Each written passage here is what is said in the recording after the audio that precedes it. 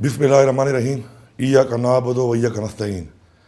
میں اس وقت پوری پاکستان کی عوام اور بالخصوص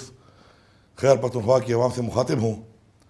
ہمارے لیڈر، ہمارے قائد عمران خان صاحب نے یہ حکم دیا ہے کہ آج جو ہے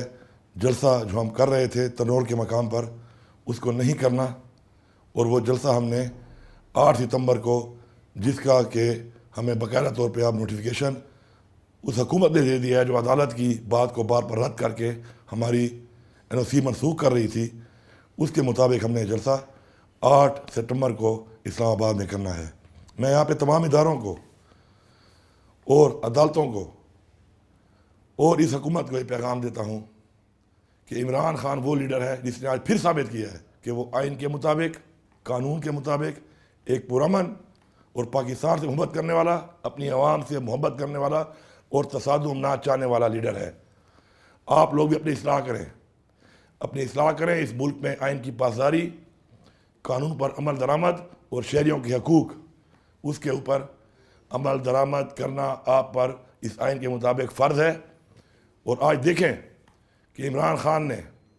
ایک دفعہ پھر ثابت کیا ہے کہ وہ ایک لیڈر ہے، اور وہ اپنے لیے نہیں، اس قوم کے لیے، پاکستان کے لیے اور اپنی اس عوام کے لیے سوچتا ہے۔ انشاءاللہ جلسہ ہوگا، چونکہ عمران خان صاحب کا حکم ہے، ان کا حکم جو بھی ہوگا ہم نے ماننا ہے، اور ان کے حکم کے مطابق جلسہ جب بھی وہ کہیں گے، انہوں نے 8 تاریخ کا کہا ہے، انشاءاللہ ہوگا، بھرپور طریقے سے ہوگا۔ لیکن چونکہ آپ ہمارے لیڈر نے حکم دے دیا ہے تو اس لیے آج کا جلسہ ہم منسوخ کرتے ہیں۔ انشاءاللہ اس سے بڑھ کر اپنی تحریک میں، حقیقی آزادی کی تحریک میں، انشاءاللہ اپنے ملک کے لیے، آزادی کے لیے انشاءاللہ ہماری تحریک جاری رہے گی، عمران خان کے حکم کے مطابق جاری رہے گی، اور انشاءاللہ مل کے ہم نے انشاءاللہ ثابت کرنا ہے کہ ہم عمران خان کے ساتھ ہیں،